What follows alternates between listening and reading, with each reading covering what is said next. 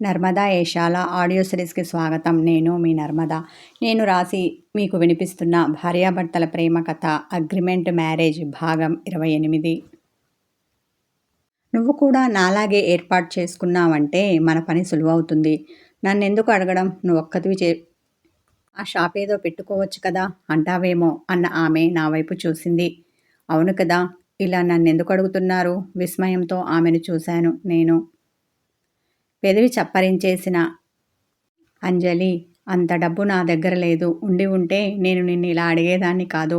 అలా అని బలవంతమేమీ లేదు. నీకు ఇంట్రెస్ట్ ఉండి మీ వాళ్ళు నీకు సపోర్ట్ చేసి పెట్టుబడి పెట్టగలిగితే మాత్రమే నువ్వు ఓకే చెప్పు. నేనేమీ కంపల్సరీ నా దాంట్లో పెట్టుబడి పెట్టమని నిన్ను ఇబ్బంది పెట్టను.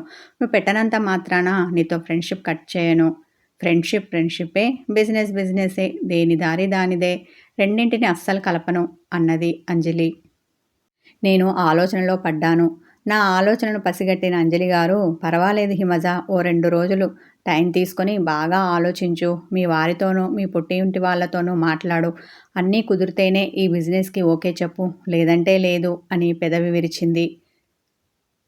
అలాగే అని తల ఆడించి మరి కాసేపు అక్కడే కూర్చున్న నేను ఆలోచన నడుమ ఇల్లు చేరాను. ఆనాటి రాత్రి పడకగదిని చేరిన మా వారితో నా స్నేహితురాలు చెప్పిన విషయం చెప్పాను. అంతా విన్న ఈయన సరే అనలేదు, కానీ చూద్దాం అన్నారు. ఆ మాత్రం దానికి నేను అప్పుడే బిజినెస్ స్టార్ట్ చేసినట్టు సంబరపడిపోయాను. చూద్దామంటే కాదండి, మీరు తలుచుకుంటే అవుతుంది అని ఆ రోజు ఇష్టంగా ఆయన కౌగిలిలో చేరాను అని చెప్పడం ఆపింది హిమజ. ఆ తర్వాత ఏమైంది అక్క? బావగారు ఓకే అన్నారా? డబ్బు ఏర్పాటు చేశారా? త్వరగా చెప్పు, క్యూరియాసిటీతో అడిగింది అవని. లేదు అవని, నా దగ్గర ఎలాంటి సేవింగ్స్ లేవు. అందుకని నేను మీ అక్క అడిగినంత డబ్బు ఏర్పాటు చేయలేనని చెప్పేశాను. దాంతో మీ అక్క అప్పు చేసి అయినా సరే డబ్బు సమకూర్చమని అడిగింది. బిజినెస్లో అప్పు చేసి పెట్టుబడి పెట్టడం సరైన పద్ధతి కాదు అన్నది నా అభిప్రాయం. ఎందుకంటే వచ్చే లాభం కన్నా మనం కట్టే వడ్డీ ఎక్కువగా ఉంటుంది. దానికి బదులు మనం బిజినెస్ మొదలు పెట్టకపోవడమే మంచిది అన్నాను. దాంతో మీ అక్కకి చాలా కోపం వచ్చింది.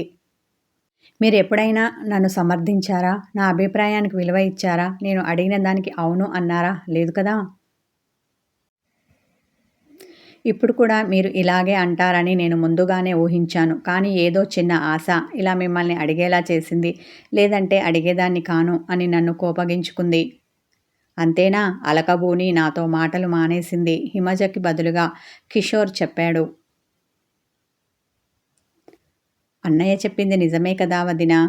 అప్పు చేసి బొటిక్ స్టార్ట్ చేయడం కరెక్ట్ కాదు. ఏ బిజినెస్ అయినా సరే పెట్టిన కొత్తలో అంతగా రాబడి ఉండదు. కానీ మనం తీసుకున్న అప్పుకి మాత్రం వడ్డీ కట్టాల్సి ఉంటుంది. రాబడి లేనప్పుడు మనం ఎలా అప్పు కడతాం చెప్పు. దానివల్ల అనవసరపు ఆర్థిక ఇబ్బందులు ఏర్పడతాయి. ఈ విషయం గురించి నువ్వు కూడా ఆలోచించాలి కదా అనునయంతో అన్నాడు అర్జున్. అంతేలే, ఎవరైనా నన్ను తప్పు పట్టే వాళ్ళే కానీ నా గురించి ఆలోచించే వాళ్ళు కానీ నా నిర్ణయాన్ని సమర్థించే వాళ్ళు కానీ ఉన్నారా? లేరు కదా. బాధతో అంటుంటే ఆమె గొంతు దుఃఖంతో కూడుకుపోయింది. అక్క, నిన్ను తప్పు పట్టాలన్నది మా ఉద్దేశం కాదు, నొచ్చుకున్న అవని. అది సరే కానీ మరి పెద్దమ్మ పెదనాన్నకి ఈ విషయం చెప్పావా? వాళ్ళు ఏమన్నారు? నీ వ్యాపారానికి డబ్బు సర్దుబాటు చేస్తామన్నారా? అసలు నువ్వు వాళ్ళని అడిగావా లేదా? అనుమానపడింది అవని. అడిగాను. వాళ్ళు కూడా మీ బావలాగే మాట్లాడారు, కానీ నాకు ఆర్థిక సహాయం చేస్తానని మాత్రం చెప్పలేదు. నన్ను నమ్మలేదు సరికదా. నీతో ఏమవుతుంది? ఏమీ కాదు. ఇలాంటి పిచ్చి ఆలోచనలు చేయకుండా ఇంట్లో ఉండి గృహిణి లైఫ్ని ఎంజాయ్ చెయ్యి అన్నారు తప్ప నా మనసుని అర్థం చేసుకోలేదు. బాధతో వాపోయింది. అందుకని వదిన, మీరు డ్రైవర్స్ డిసిషన్ తీసుకున్నారా? అనుమానం వచ్చి సూటిగా అడిగాడు అర్జున్. అతను అంత సూటిగా అడిగేసరికి హిమజ తడబడింది. అది అది అని చెప్పలేక నీళ్లు నమిలింది. ఆమె తడుబాటుని గ్రహించినావని, అక్క, ఆయన అన్నది నిజమా? నువ్వింత చిన్న విషయానికి బావగారికి విడాకులు ఇవ్వాలి అనుకున్నావా? ఆశ్చర్యంతో నోరు తెరిచింది. సమాధానం చెప్పలేక తల పూర్తిగా దించేసింది హిమజ. కారణం ఇది అని ఇంతవరకు తెలియని కిషోర్ ఆమె చెప్పింది విని నివ్వెరపోయాడు. సమీర వెనక్కి తిరిగి వెళ్తున్న ఉదయ్ని చూసి తనలో తాను నవ్వుకుంది. ఏంటో, నువ్వు నాకు తొలి చూపులోనే తెగ నచ్చేశావు. నీది చాలా మంచి మనసు. అందుకే నీతో మాట కలపడం కోసం ఇలా పోట్లాడుతూ ఉంటాను. డైరెక్ట్గా మాట్లాడడం కన్నా ఇలా పోట్లాడడంలో భలే కిక్కుంది నాకు అనుకున్న సమీర ఆఫీస్ లోపలికి వెళ్ళింది. చిటపటలాడుతూ ఆఫీస్ లోపలికి వచ్చిన ఉదయ్‌ని చూసి, ఏంటో ఈ మధ్య సార్ అదోలా ఉంటున్నారు. మునుపటిలా చిలాకీగా అస్సలుండడం లేదు. ప్రతి దానికి విసుక్కుంటున్నారు. ఏదైనా డౌట్ అడగాలి అంటే భయం వేస్తోంది అనుకున్న అతని అసిస్టెంట్ ఉమ తప్పనిసరి పరిస్థితుల్లో అతని టేబుల్ దగ్గరికి వచ్చింది. పలకరించడానికి ధైర్యం చాలక మౌనంగా నిలబడింది. తన పను తాను చూసుకుంటున్న అతడు ఆమెను చూసి ఏంటని చిరాకుతో కళ్ళు ఎగరవేశాడు. సార్ అది అని తను తెచ్చిన ఫైల్ అతని ముందు పెట్టింది. ఇంకా ఎంత టైం పడుతుంది నువ్వు వర్క్ చేసుకోవడానికి? లైఫ్ లాంగ్ ఇలా నా మీద ఆధారపడాలని డిసైడ్ అయ్యావా? ఎప్పుడు చూడు డౌట్స్ అని వస్తూ ఉంటావు. మరోసారి ఇలా వచ్చావు అంటే నేను పై ఆఫీసర్కి నీ మీద కంప్లైంట్ చేస్తాను. కోపంలో ఉన్న ఉదయ్ ఆమెకు ఆ డౌట్స్ని క్లారిఫై చేశాడు. ఆమె బిక్కుబిక్కుమంటూ అతడు చెప్పింది విన్నది. ఫైల్ మూసి ఆమె చేతికిచ్చి ఇక వెళ్ళు అన్నాడు. ఆమె తీసుకుని వెళ్ళబోతూ సార్ అంది. ఏంటని మరింత చిరాకుతో ఆమెను చూశాడు. ఉదయ్ చూపుకి ఉమ తడబడింది. వెళ్ళాలి అనుకుంది. కానీ అవసరం తనది కదా అనుకుని చిన్నగా గొంతు విప్పింది. ప్లీజ్ సార్, మీరు మా పై ఆఫీసర్కి నా గురించి కంప్లైంట్ చేయొద్దు. ఇక మీదట సాధ్యమైనంత వరకు మిమ్మల్ని డౌట్ అడగకుండా, మిమ్మల్ని ఇలా డిస్టర్బ్ చేయకుండా నా వర్క్ నేను చేయడానికి ప్రయత్నిస్తాను. మీరు నా మీద కంప్లైంట్ ఇస్తే అది నాకు రిమార్క్ అవుతుంది. పైగా నన్ను వేరే సెక్షన్‌కి కానీ లేదా వేరే ప్రాంతానికి కానీ ట్రాన్స్‌ఫర్ చేసే అవకాశం ఉంది. దానివల్ల నేను ఇబ్బంది పడతాను. దయచేసి అలాంటి పని చేయకండి ప్లీజ్ అని ప్రాధేయపడింది. ముఖం చిట్లిచ్చి ఆమె చెప్పింది విన్న ఉదయ్ సరే వెళ్ళు విసుక్కున్నాడు. చాలా సేపటి వరకు అతడు చికాకుతో ఉన్నాడు. ఆ తర్వాత తన వర్క్‌లో పడి నార్మల్ అయ్యాడు. కొత్తగా ఒక వర్క్ రావడంతో అది చూస్తూ సాయంకాలం వరకు బిజీగా గడిపాడు.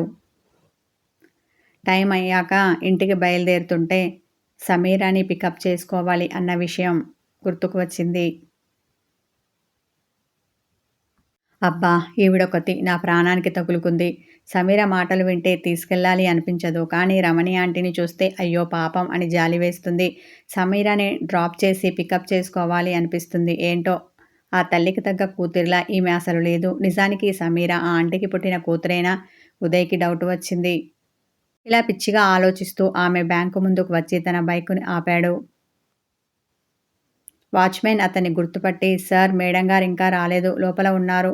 ఉదయ్ అడగకుండానే చెప్పాడు. నిన్న ఉదయ్ చేసిన రాద్ధాంతం ఎవరైనా అంత త్వరగా మర్చిపోతారా? మర్చిపోరు సరికదా! ఉదయ్‌ని ఇంకా సమీరాని బాగా గుర్తుపెట్టుకుంటారు. ఈ వాచ్‌మెన్ కూడా అలాగే గుర్తుపెట్టుకున్నాడు. అందుకే ఉదయ్ రాగానే సమీరా గురించి అడక్కుండానే సమాచారం అందించాడు. దాంతో ఉదయ్ బైక్‌ని పక్కకి పార్క్ చేసి ఆమె కోసం వెయిట్ చేస్తూ నిలబడ్డాడు. 10 నిమిషాల తర్వాత తీరిగ్గా వచ్చింది సమీర. నీకు టైం సెన్స్ లేదా? ఎదురుచూపు ఇష్టముండని అతడు విసుక్కున్నాడు. ఏంటి నా డైలాగ్ నాకే అప్పచెప్తున్నావ్? కళ్ళు ఎగరవేసింది సమీర. మరి ఆఫీస్ టైం అయిపోయినా నువ్వు రాకుండా ఇంకా లోపల ఉండి ఏం చేస్తున్నావు? నువ్వేమో ఇక్కడ నీకోసం పిచ్చోడిలా ఎదురు చూస్తూ నేను నిలబడ్డాను. లోపలేదో నువ్వు రాచకార్యాలు వెలగబెట్టినట్టు తగదునమ్మా అని తీరిగ్గా ఇప్పుడు వచ్చావు.